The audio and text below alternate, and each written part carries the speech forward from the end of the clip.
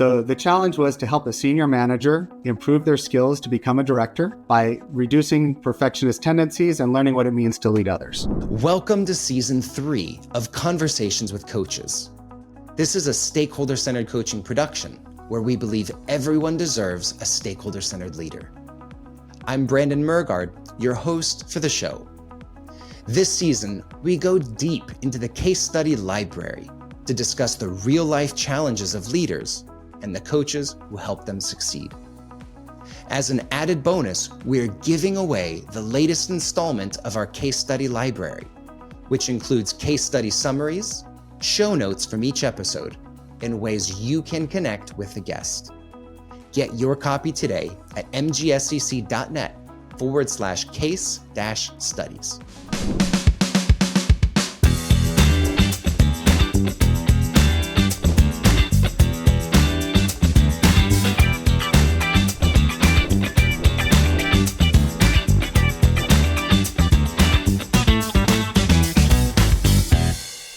In this episode, we're joined by Joseph Lerner, a multifaceted coach renowned for integrating personal passions in his leadership coaching.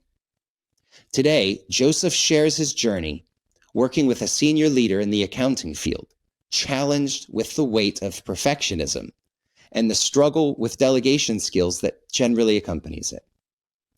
Through Joseph's unique blend of stakeholder-centered coaching and his own innovative processes, we'll uncover how Joseph's approach led to significant leadership development, productivity gains, and a meaningful increase in perceived self-worth.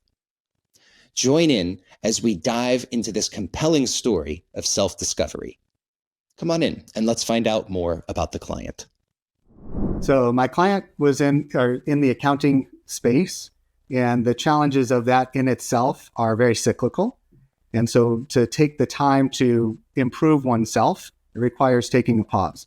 And so what I was challenged with is to help her grow from a senior manager to a director.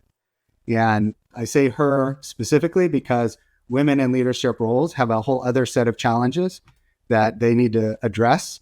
And so we sort of doubled up on what it means to be a leader and what it means to help with the perfectionist tendencies. Excellent. And what specifically was their articulation of the growth area that they were aiming to address with you as their coach?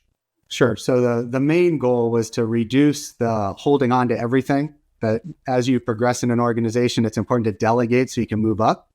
And it was unfathomable that others could do the work at the same level that she was doing. And so we had to help her through that anxiety to let go and let things happen. And at the same time, recognize that there's this self-image of being this white-collar professional as you move up in an organization, and to help somebody visualize what that means, what they might aspire towards. So those were the two challenges. Excellent. And who reached out to you? Was it the leader? Was it HR or someone else? So it was actually a national HR referral from another office that I work with in Los Angeles to a different location. And so in making that referral, they said that we've had some success working with my organization in a different category, and that they thought that this would be helpful.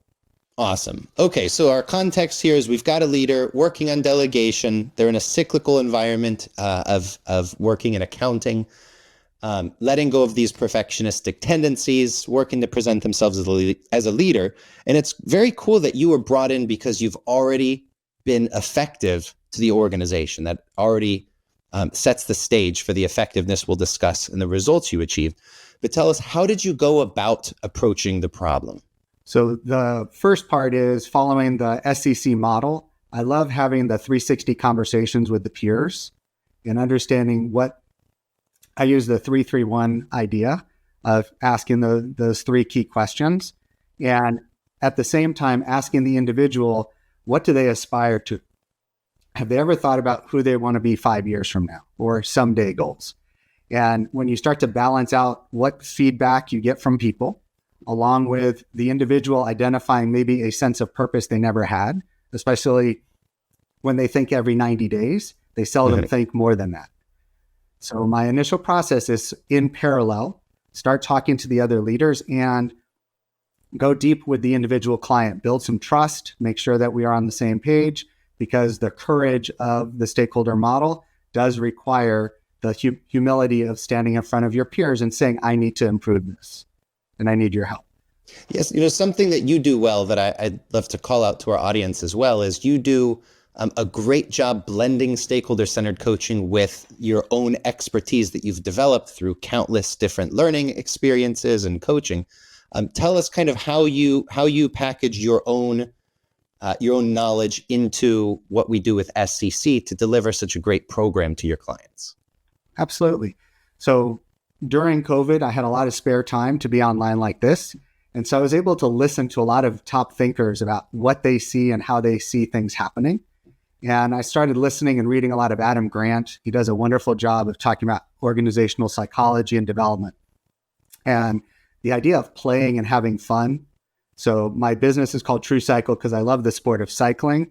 It's also the fact that every day we have these cycles. We all wake up, we all do these things by habit. And just like a bicycle can move you from one place to another, once you recognize your cycle, you have the opportunity to change a habit, which changes the result.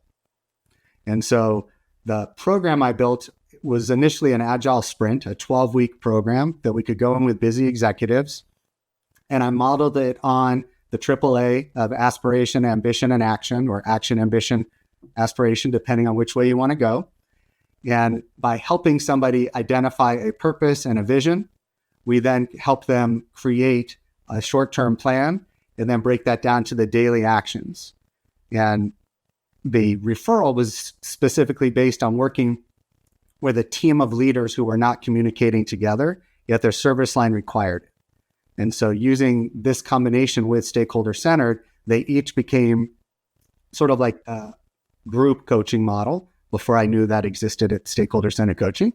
And we built this program using some creativity. I shared earlier, I use Lego Serious Play. So we actually have some Legos that we play with. We use wood blocks and write on the wood blocks 6 different things that bring you joy.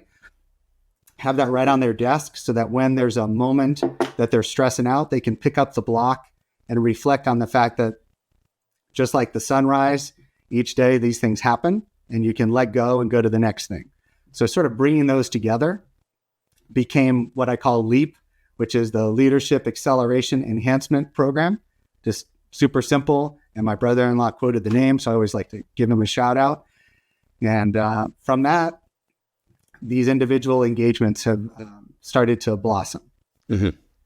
That's very cool. I mean, stakeholder centered coaching is modular. It's an operating system, and I'm so proud is the only word I can come up with when our coaches take things that they know work and mesh them together, because all that we really do with stakeholder centered coaching is involving stakeholders and measuring the results.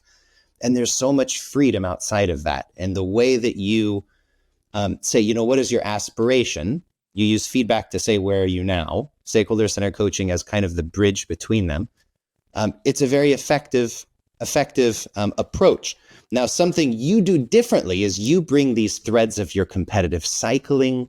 You bring this creativity. What is kind of the driver for you to be able to bring all of these things together? And then what's the benefit to the end user, the clients who are looking to improve their leadership? Sure. So one of my favorite parts about stakeholder-centered coaching is the fact that it requires feed forward. The idea of getting better going forward, that you can't change the past. So in my competitive mindset, that's not going it alone, right? If you go it alone, you're going to get burned out. If you go as a team, you have companionship, you have support, you have resources. So bringing those together in, the fact that I guess Emily maybe created the model that I initially received this book. And so it has the idea of a plan. And so I call those waypoints or refueling stops, depending on who I'm talking to, or milestones, just depending on the client. I'll rename it for them specifically because they have to own it, not me. As they see themselves as part of something more than just the individual, that we are all connected in some way, then we see how goal setting to the now, how having a vision and saying, I have to get through this so I can get to that. And I need these people to support me. That's really the methodology that I've taken from listening to and working with. I was fortunate enough to have some time with Chris early on in my stakeholder career, and just hearing the difference in how Frank and Chris speak, and then watching how they live authentically, right? That they are that person, whether they're on camera like this or out in the community, and how important that is if you're going to help another person undergo change. Yeah. And Awesome. Go ahead. no, that was real. I just wanted to wrap that up with the idea of once you picture that change, then you can work to build the trust with the people around you because you're more secure as who you are. Yeah. When we talk about those 20 most worked on things and people identify 2 or 3 of them right off the bat, it's because they know energetically when they're around other people, they feel that trigger, right? And so once they recognize that this is something they could actually get their arms around and improve, and instead of it being a negative, it can be turned into an advantage, then the stakeholders are, I think that's where my results come in, is that I help them balance a wellness mindset along with a productivity mindset. Yeah, I mean, you start to talk here about results. Let's kind of jump to that conclusion. You've worked with this leader. You're integrating the LEAP program with the stakeholder centricity from Stakeholder Center Coaching, driving trust, using creativity and teamwork. What happened as a result of this work that you did with the client? So the initial 6-month survey had really great numbers. What we would call, a +1 is considered great, and this came back at a 2.5. So much greater than I expected. And while the individual, and I even in a call this morning was reminded that people often undervalue themselves in the moment. Wow. And similarly, this client self-score was lower than their peers. And so they still gave themselves a 1.5, I believe it was, in her self-evaluation. And so then over the next period of time, focusing on getting those on par, helping them see that they are as worthy as their peers see them in the team. And then because, as I shared, this is a female in this leadership role, also owning your growth, owning this skill that you're building and taking credit for it. A lot of the things that How Women Rise mentions come into real action when you're coaching with an executive who's never been an executive, who's never had this opportunity to ascend in an organization. And so the moment that I talk about result-wise that stunned me was the day she called to say, I finally told the person, I'm not going to listen to you talk this way anymore. Here's what my goals are. Either you're going to support me in what I want to achieve, or I can find other work. Wow. And yeah, it was this, I'm looking at my phone because I was on the road, and I'm like, wow, I can't believe she did that. That's amazing. And from that point, which was about 4 months ago now on, everything has gotten easier for her. Yeah. Because that confidence, that voice, the inner voice has come out. And to me, I love that energy. Now that's the person that shows up. Wow. So this is recent. This is months old. Wow. Yes. Okay. Yeah. My goodness. Well, ladies and gentlemen, for those of you who are listening at home and aren't familiar with our mini survey, it measures changes in perception on a -3 to +3 scale. So every 6 months or every quarter, we go to the stakeholders and say, what changes have you seen in this leader's area of delegation in this case? And they rate it on a -3 to +3. The leaders themselves self-score, but the scores we're looking at are the stakeholder scores. And a 2.5 at a 6-month mark is very, very good. I mean, but that's transformative change in a very short period of time. And then you said that she seems to have unlocked her own self-worth to be able to tell people, here's the way we should be working together. And if you're not on board with that, we're going to have to, what is Alan Mullally says, that's okay, but there's going to be a change. Good for you and good for her. So 4 months, she's got the mini survey scores. What other kind of splash benefits have we seen, right? She's getting the self-confidence and self-worth. What else? Right. So, it's business is in business to make money. And so her production is about 30% greater than her peers in her management. Because guess what? When you let go of perfectionist tendencies and start to trust others, there's an opportunity to free up some of your time to do other productive things and allow those people to contribute. And so that senior level associate that can help support the senior managers, when they're empowered and they're trained well, allow you the free time to be more productive in other areas, revenue producing activities, I guess would be the more appropriate way to put that. And then quality of life, little things like taking self-care more important, whether it's going to get your pain in your leg checked out or getting your teeth cleaned, any of these little things that become burdensome when you think you're always too busy to take care of yourself, yet you're only given one body. And so as soon as somebody recognizes, I only have this vessel, how am I going to treat it? And I always joke with accountants that there's no such thing as a tax emergency. And they like to argue that there's always a deadline. So you can take the time to take care of yourself. And, the other results in there are that perception piece, changing what it's like when you come into work, that you're no longer viewed as this person who's heads down and, just in the mix, that you can be more of your social self.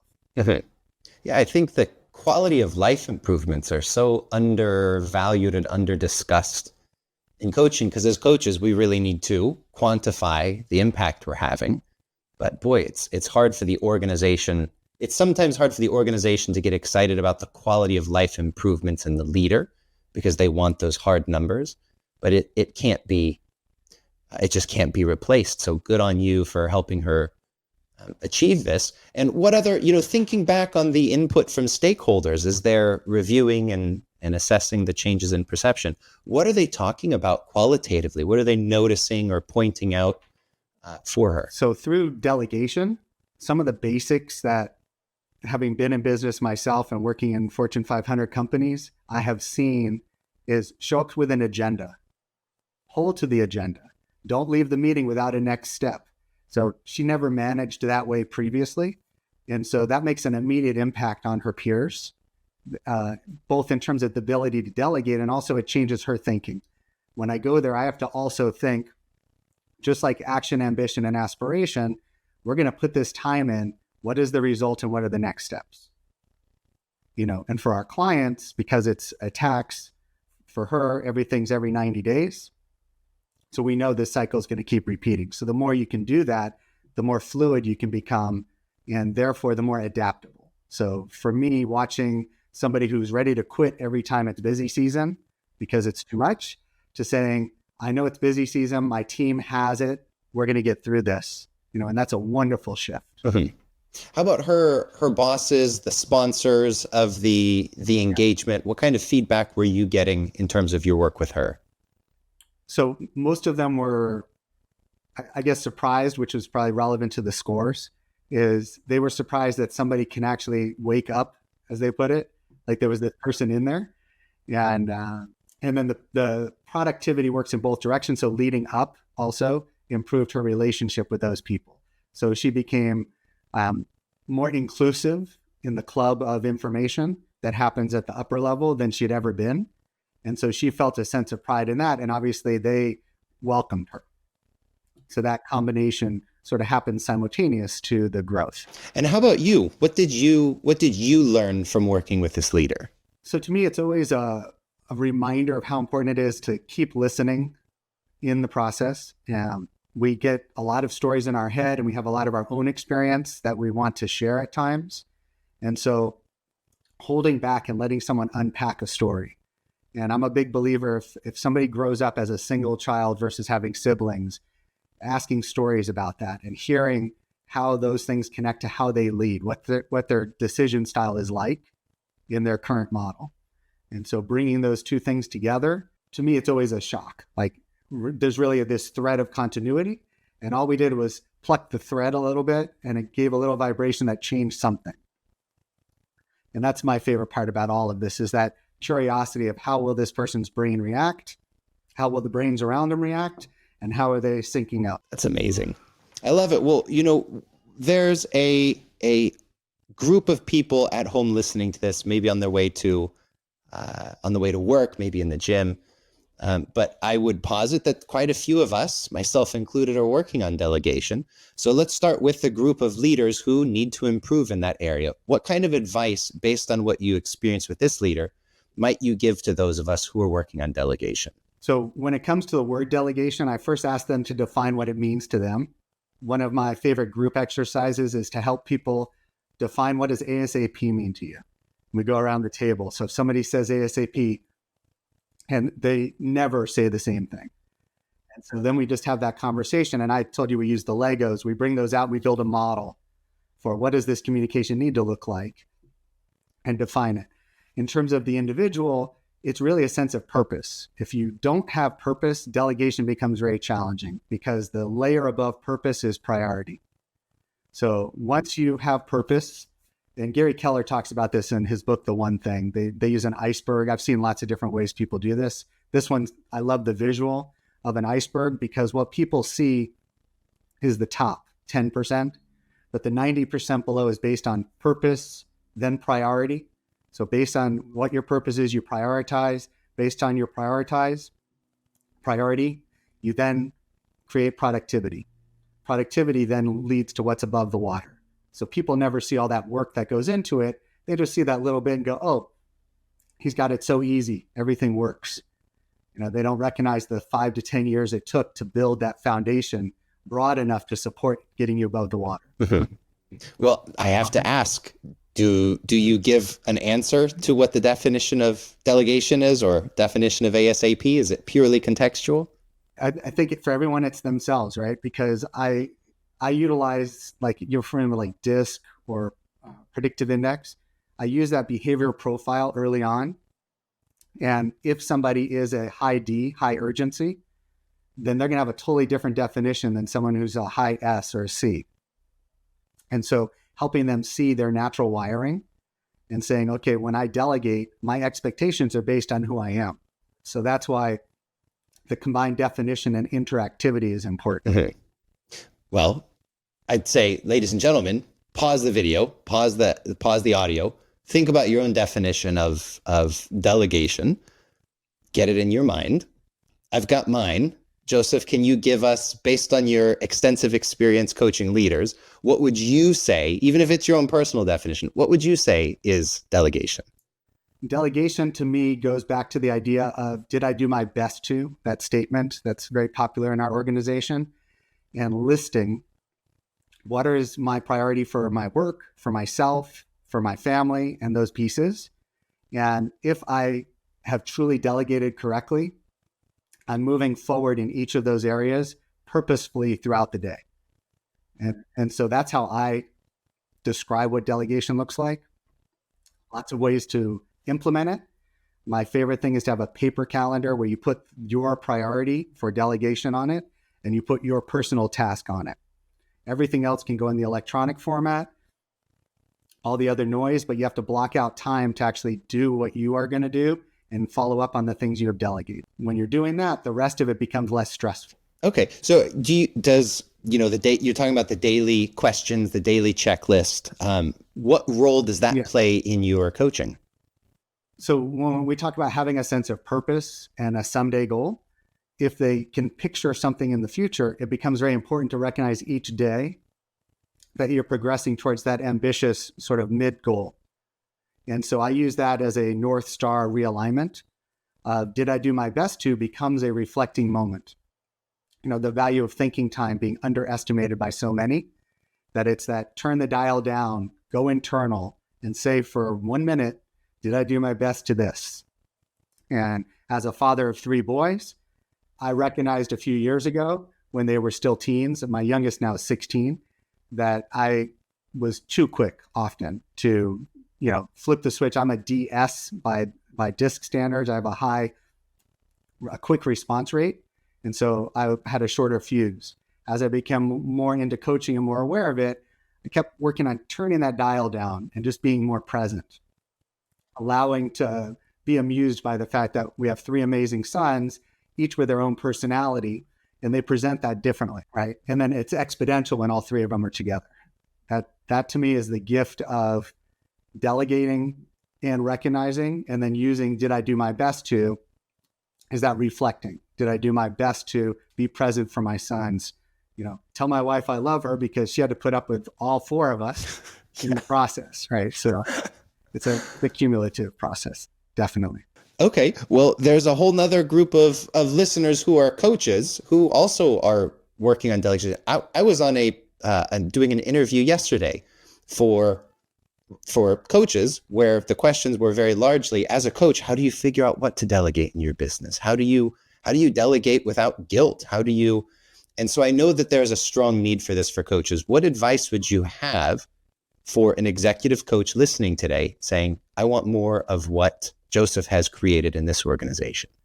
So find the opposite of who you are, the same way you have a support team for this podcast.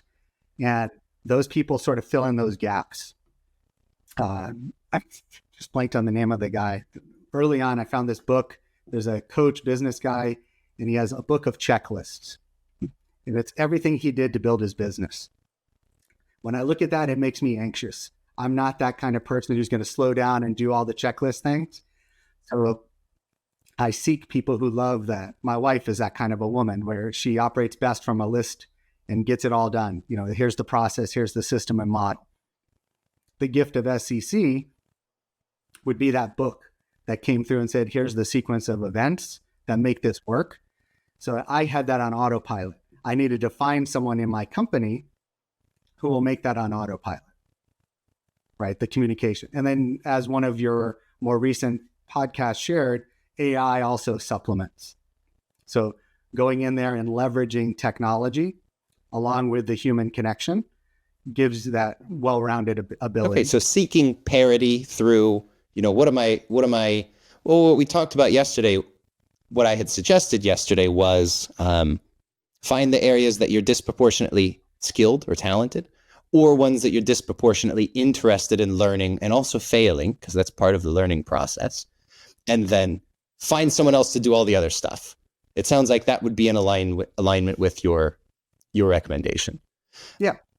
Yeah. And I have this little Lego reminder from the disc thing on my desk. And it reminds me of the fact that all these pieces work together. And I'm only two of those four pieces.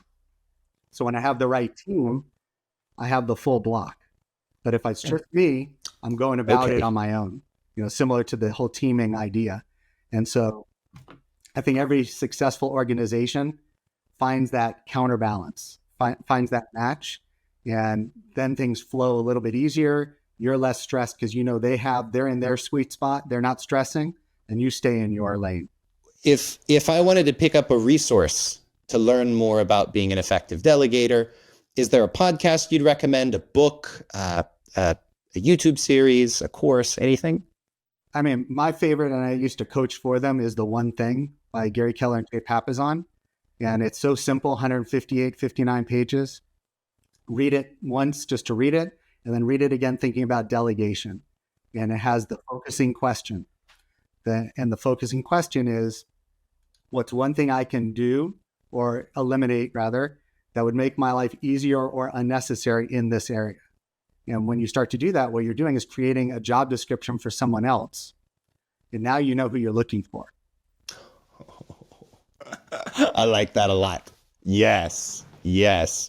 Well, beautiful. Joseph, it is such a joy to get to speak with you again. I very much enjoy the way that you're able to integrate what you have done for so many years so well across competitive cycling, across your very, very lucrative career in real estate and the other areas that you've touched. So I have to thank you, of course, for being on this interview. If I am a leader sitting at home wanting to get better at delegation, I want more of what you do. How can people get in touch with you, follow your story, or even just learn more about you? So the easiest is joseph@mytruecycle.com, or my website. We have truecyclecoaching.com, and we have a LMS, a learning management, online at mytruecycle.com. Awesome. Joseph, last question is, if you could leave our audience with one thing to remember, what would that be? Stay curious and have fun. I think that this is a quick journey, our life, and curiosity and fun go hand in hand. We explored the coaching process that helped a leader transition from perfectionism to empowerment, with a little help from our guest, Joseph Lerner. Our discussion highlighted the power of blending a standardized coaching approach with the tailored personalization of the process. We got to see the impact of stakeholder feedback and the remarkable journey of self-discovery and growth.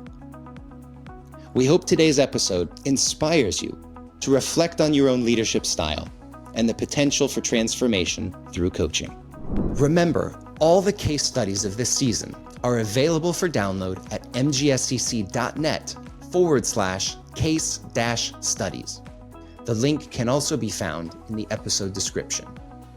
And if you'd like to better understand the foundations of leveraging stakeholders and measuring results in your coaching, then join the free training program, Foundations of Stakeholder-Centered Coaching, where we share the philosophies and frameworks that guarantee improved leadership effectiveness in 12 months or less. You can register for the free course at mgscc.net/foundations-course. Until next time, this has been another episode of Conversations with Coaches by Stakeholder Center Coaching, where we believe everyone deserves a stakeholder-centered leader. Thank you for joining the conversation, and stay tuned for more stories of leadership transformation.